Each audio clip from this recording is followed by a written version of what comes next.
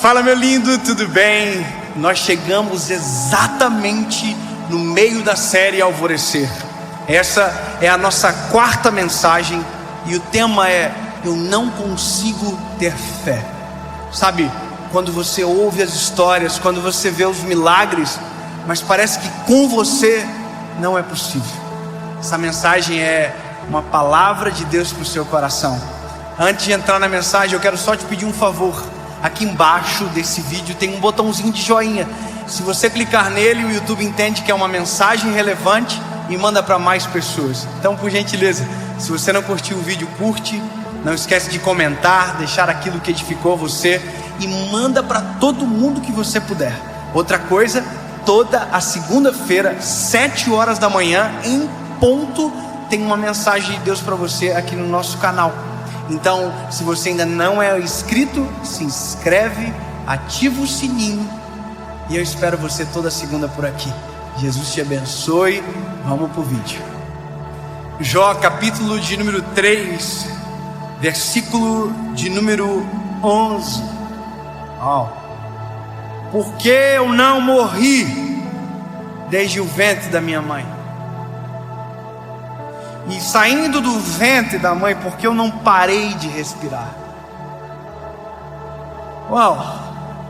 Sabe, você só compreende a profundidade do desabafo de Jó quando você lê a história de Jó.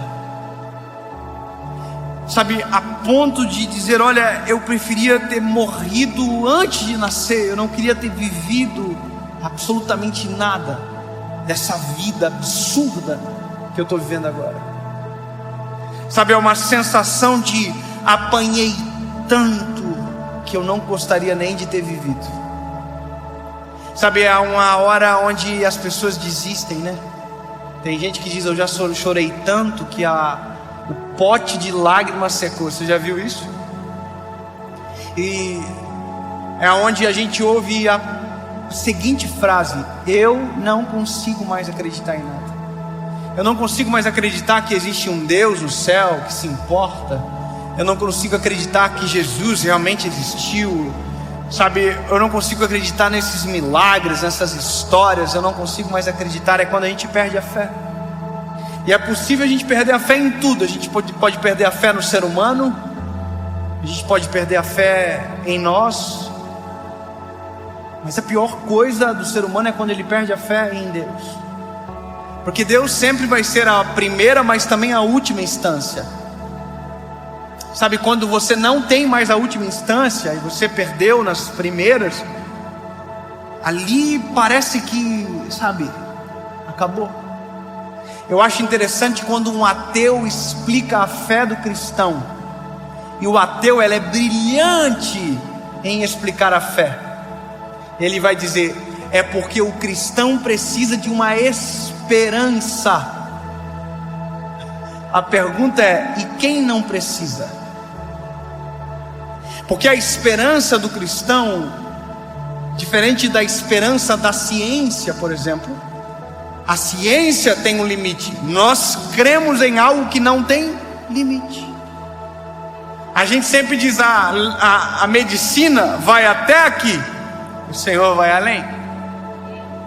A morte paralisa, Deus dá a vida.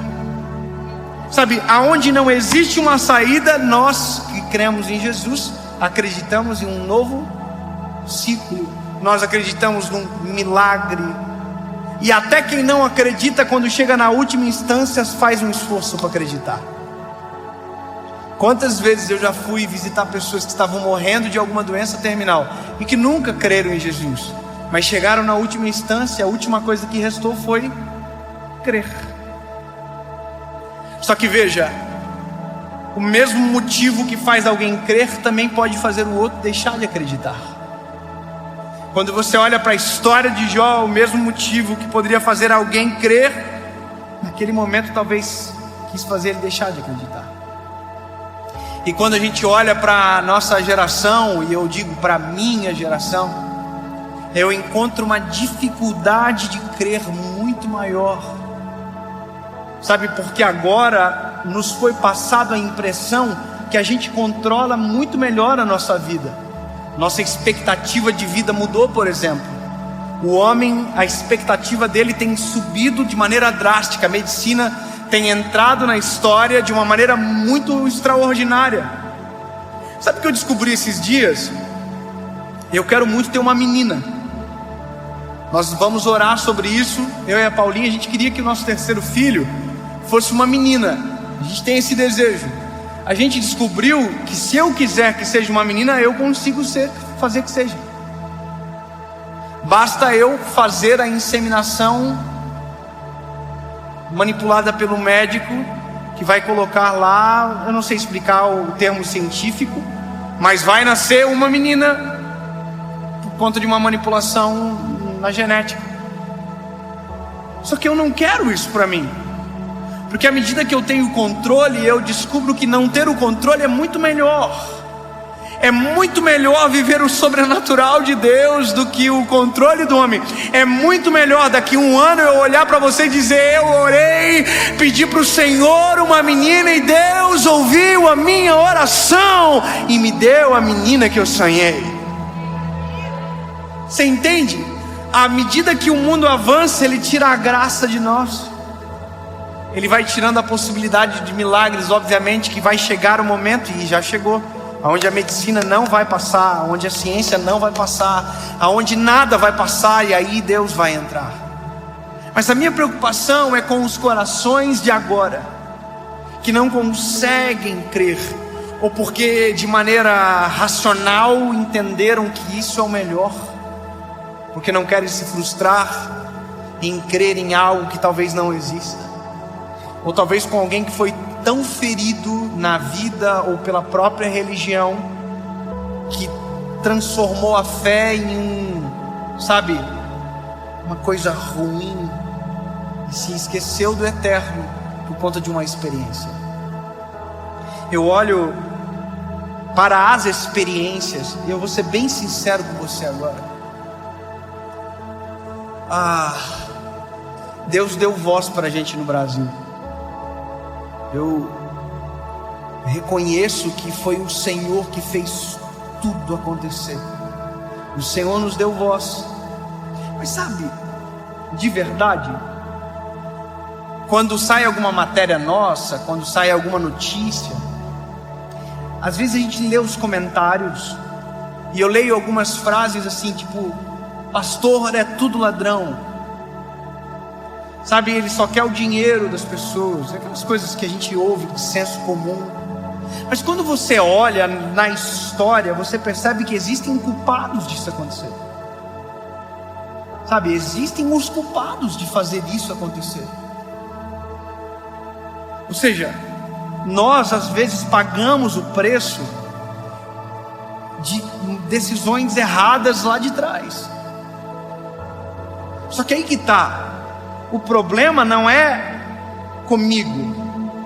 O problema é que essas pessoas que construíram uma imagem errada, ou que frustraram a fé de alguém, frustraram a fé em Jesus.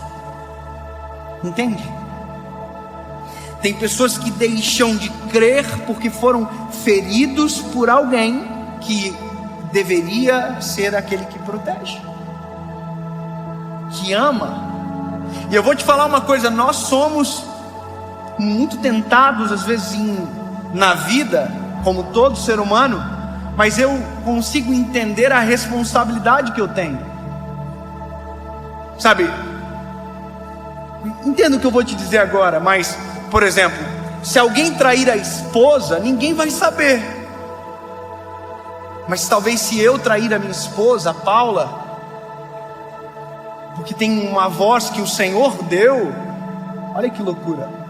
Tem gente que nunca mais vai querer ouvir uma pregação, que vai achar que todo pregador é o vagabundo que traiu a esposa. Você entende? Se eu abandonar a minha família, ou se eu perverter o meu coração, eu sou responsável pela vida de muitas pessoas. Aí você vai dizer: mas a fé, ela tem que estar em Jesus. Eu concordo com você. Mas quando a gente olha o apóstolo Paulo, ele diz: sede meus imitadores, assim como eu sou de Cristo. Sabe o que ele está dizendo? A nossa responsabilidade é muito grande. Mas a minha mensagem agora não é para um pregador, não é para um pastor, é talvez para alguém que foi ferido ou teve a fé desacreditada por uma má experiência, seja com alguém da religião, sabe, seja com uma vida muito sofrida. A minha palavra para você é: mude a perspectiva dos teus olhos. E isso é muito importante, porque à medida que o tempo passa, se nós não tivermos o nosso coração no Senhor, se os nossos olhos não estiverem fitos nele, se nós não tivermos fé, o que nós vamos ter?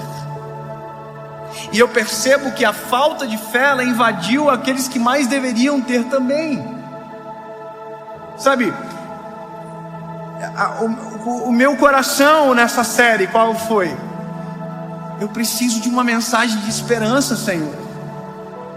Jesus, eu preciso de uma palavra que seja para esse tempo. Ela é atemporal, mas eu preciso de respostas para esse tempo. E veja, eu estou falando sobre Jesus de uma perspectiva em todo o tempo, dizendo para você: olha, é possível melhorar, é possível Deus transformar a sua história, porque eu tenho fé. E por isso o tema da mensagem é alvorecer, o tema da série, sabe, uma esperança. Porque se eu não tiver isso, o que eu vou ter? Se eu não crer que Deus pode agir, no que eu vou crer? Se eu não creio que Deus pode parar uma chuva, no que eu vou crer?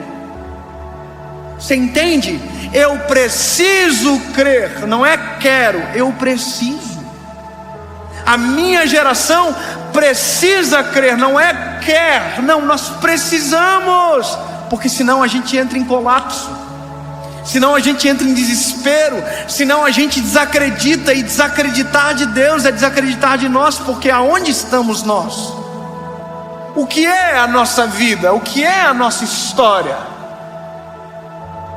Sabe, eu quero que você chegue ouvindo isso que eu estou falando para você, na expectativa de voltar a crer, mesmo que os teus olhos não enxerguem nada ainda. Hoje eu vi um vídeo de um rapaz que faz salto em distância e ele é cego. Sabe, quem salta em distância, ele percorre uma pista e ele pula numa caixa de areia. O que me doeu o coração é porque o cego, um atleta profissional, sem ver, ele correu e ele mudou o ângulo. Sem perceber, ele mudou o ângulo da corrida dele. E ele pulou metros de distância e caiu fora da caixa de areia. Caiu no chão duro, com a bunda no chão. Sabe, sem ver, ele correu. Sem ver, ele saltou. Só que ele caiu fora da caixa de areia. Crer é sem ver, sem enxergar, correr e pular, crendo que o Senhor me pegará no colo, crendo que o Senhor está no controle. É dar o passo sem ver o chão, é andar sem ver a estrada, mas saber que Deus está cuidando de todas as coisas. Isso é crer, é o firme fundamento no que os meus olhos não veem, é a fé. E se nós não tivermos fé, no que vamos acreditar? O mundo está em declínio. Se nós não tivermos fé, qual será a nossa esperança para amanhã? Qual é a esperança que eu tenho sobre o mundo para os meus filhos amanhã? Eu amo uma passagem onde Jairo chega para Jesus e diz: Jesus, a minha filha está doente, para morrer em casa. O Senhor vai na minha casa e eu creio que o Senhor vai curá-la. Bom, Jesus diz: eu vou.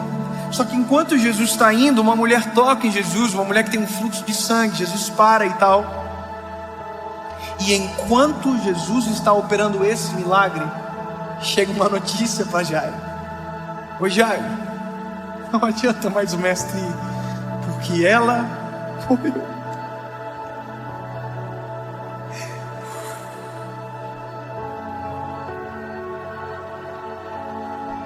Sabe, é exatamente nesses cenários da vida que a gente abandona e diz: não tem nem jeito para o Senhor fazer. A gente não consegue mais crer.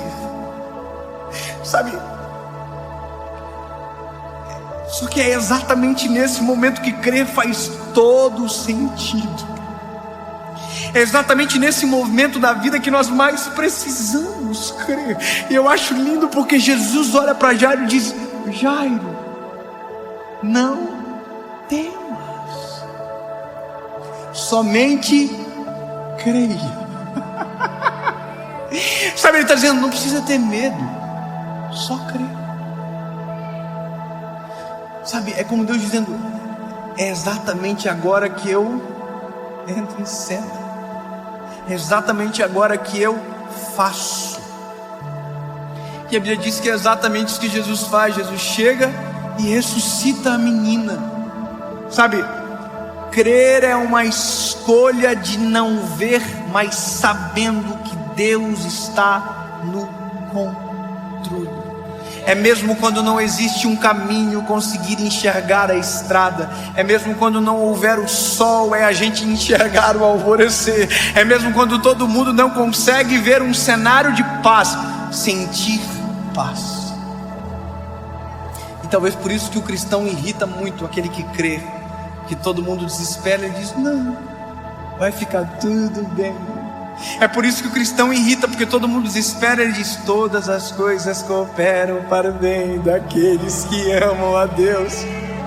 Sabe, é por isso que todo mundo corre de medo. Ele diz: não, nós não somos escravos do medo, porque o Senhor não nos deu um espírito de medo, mas de coragem e ousadia.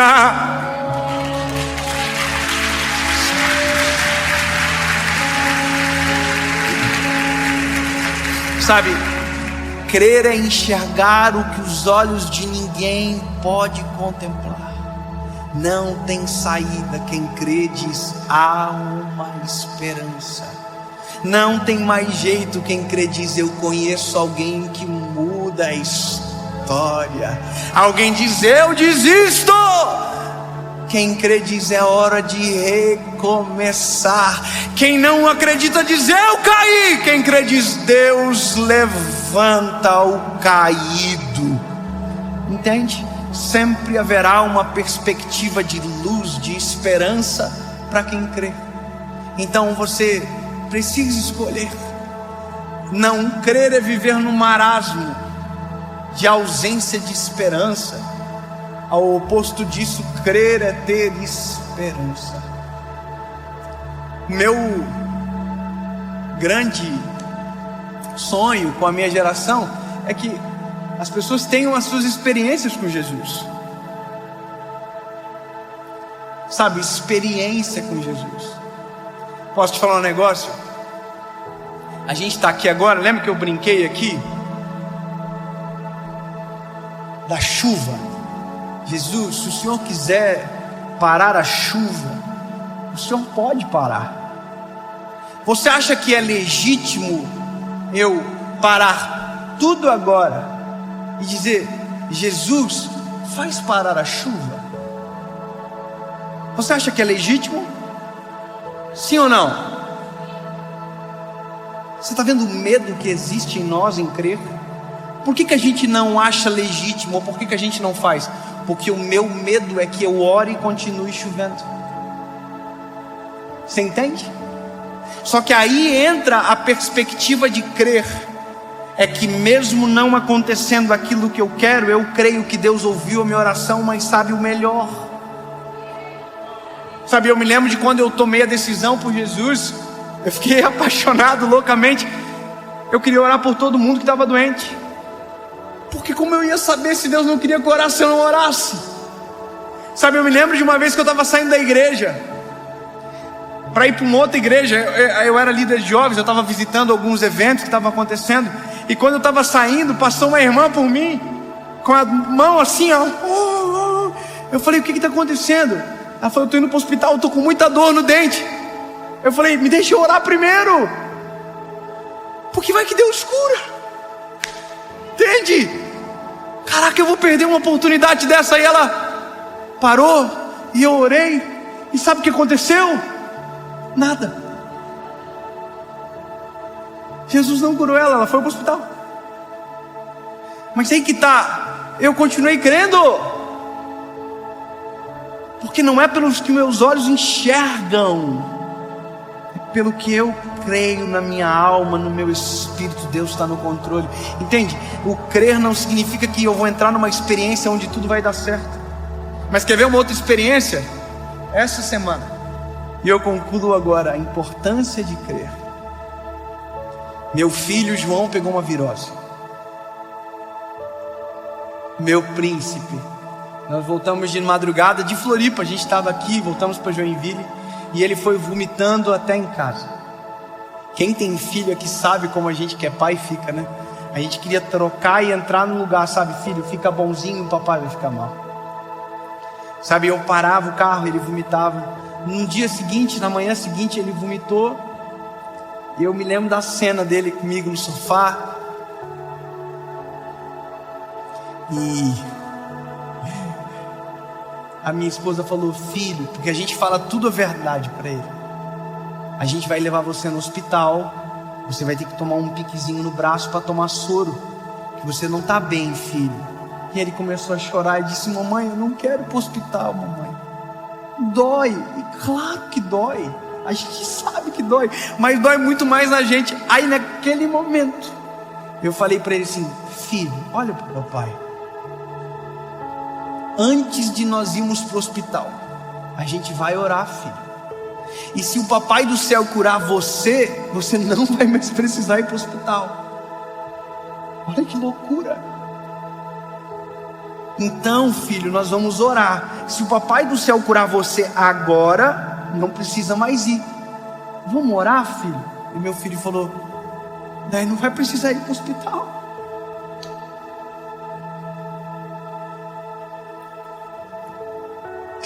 Eu falei: não, filho, se o papai do céu curar você, não vai precisar. Ele baixou a cabecinha, colocou a mãozinha assim. Ele falou assim: papai do céu, cura eu. E dentro do meu coração eu disse: Jesus, essa é a minha oportunidade de te apresentar a meu filho da maneira mais eficaz possível. Cura o meu filho em nome de Jesus. Amém. E na hora, Jesus curou o meu filho.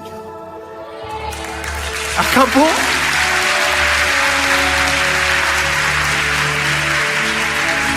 E aí você vai dizer: eu não creio. É isso que eu estou falando. O crer faz a diferença. Sabe, eu pedi para minha esposa: amor, traz uma banana para o João. Ele: tá bom.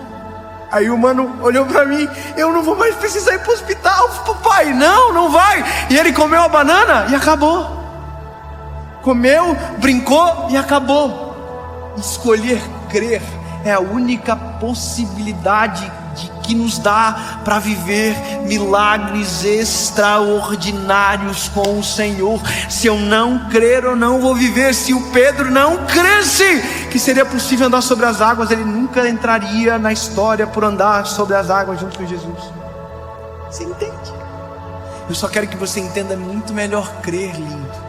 Então passa por cima da tua má experiência. Eu não vou te pedir perdão em nome da igreja, que não precisa. Passa por cima disso. Passa por cima se alguém te frustrou, se alguém foi mal com você e talvez devia ter. Não esquece. Olha para o eterno, olha para Jesus. Deixa Ele purificar, sarar o teu coração. Escolha crer. Eu termino aqui agora contando mais uma experiência. Posso? Posso. Porque, na verdade, meu sonho é que você não baseie a tua fé na minha experiência, mas numa que Deus vai fazer você viver. Sabe? A sua caminhada.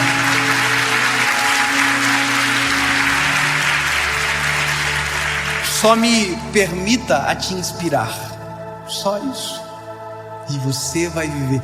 Eu declaro sobre a sua vida que em nome de Jesus você terá a sua própria experiência com Jesus e vai chegar a um ponto que você não precisará de alguém dizendo para você alguma coisa sobre Jesus, no sentido de que você terá a sua experiência como seu alimento. Entende? Você com Jesus, uma experiência genuína, e nada mais vai frustrar você. Eu me lembro que um dia eu escrevi um livro que até já esgotou faz muitos anos e eu nunca mais relancei ele. É até bom lembrar disso agora, porque eu quero trazer ele de novo. O tema do livro é o Deus que me faz chorar. Eu nem sou chorão, né? Não sei porquê. Mas olha, eu descobri que vale a pena provocar o Senhor, sabe? Provocar mesmo. Eu creio que o Senhor pode fazer. Eu creio. Essas loucuras assim. Vai, antes de tomar aspirina, Jesus, Senhor, tira esse dor de cabeça. Amém. Aí de repente vai, imagina, é muito mais gostoso, não é? Você tomou aspirina, passou, passou. Aí, mas você orou e passou, é outra, entendeu? Outra vibe. Irmão, um dia, eu tinha um crediário numa loja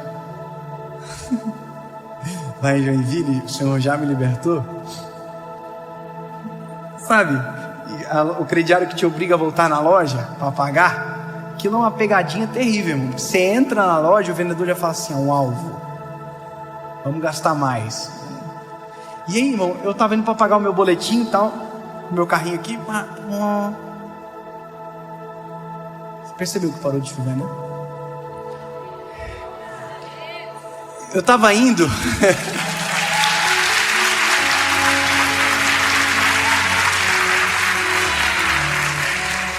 Você pode dizer assim: não, mas já estava na hora de parar mesmo. Eu prefiro escolher a opção de o Senhor parou para que a gente conseguisse terminar dessa maneira. Só uma escolha de perspectiva. Entende? Te amamos, Jesus. Obrigado, Senhor. Sempre vou escolher acreditar que o Senhor está fazendo e que nada é o acaso e tudo são as tuas mãos. Obrigado, Jesus.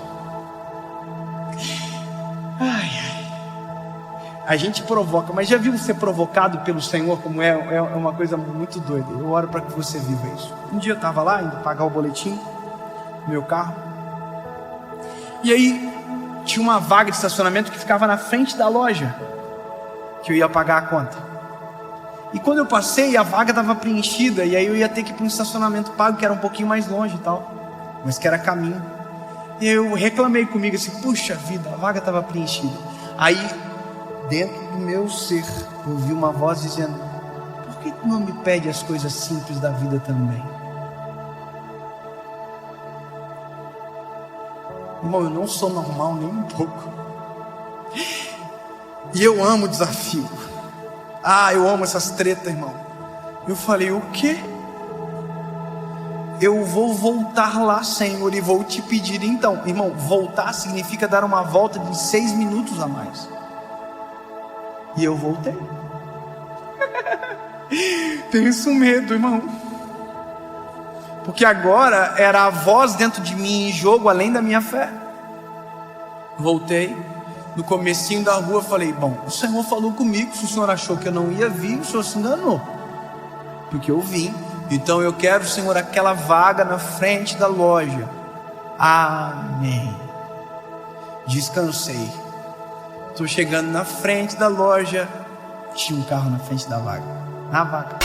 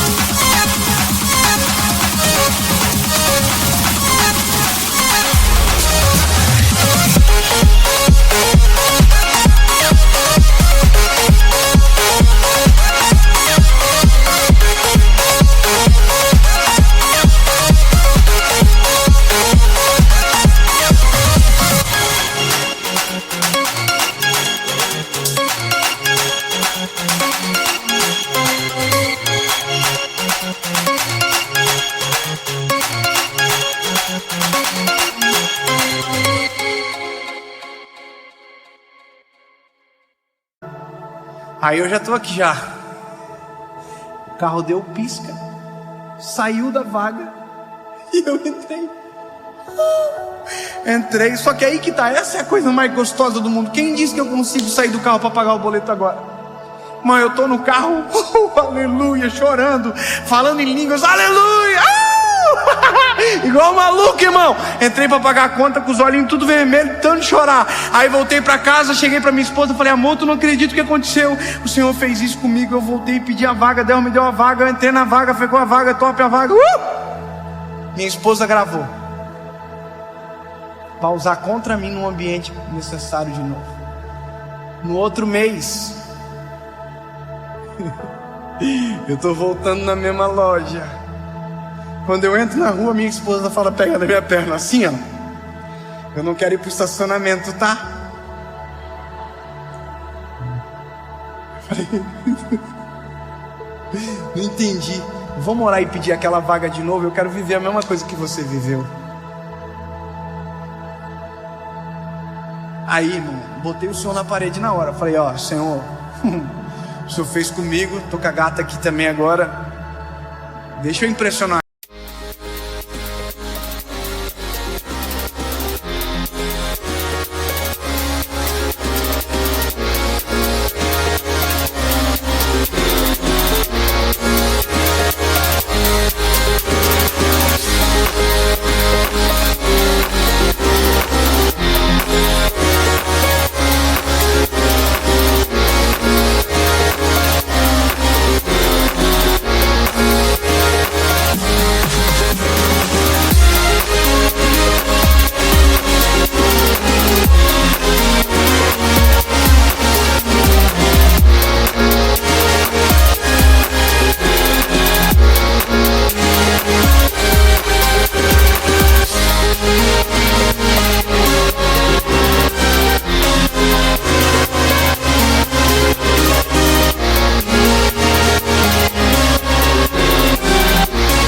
Senhor, sinceridade do coração, irmão. Se Deus não fizesse, Deus continuaria sendo Deus igual, eu continuo amando igual. Mas aí que tá, a gente só sabe quando crê, quando provoca. Entendeu? Vamos orar então, amor, ora aí. Jesus, a gente quer aquela vaga, Senhor, na frente. Tá chovendo muito, a Paulinha tá com chapinha. Verdade, tudo isso é verdade. Ela tava com chapinha, não queria andar na rua. Jesus, a chapinha da irmã, o senhor sabe, top, linda, chovendo. A vaga, pedimos a vaga exatamente igual. Chegamos na frente, a mesma cena. Tinha um carro, deu pisca, saiu, nós entramos. Pensa que delícia que foi dentro daquele carro. Eu e ela segurando um na mão do outro, dizendo: Jesus, tu ouve nossa oração. Jesus, tu és fiel. Jesus, obrigado por... Entendeu? Escolher crer nos proporciona experiências muito mais extraordinárias do que não crer.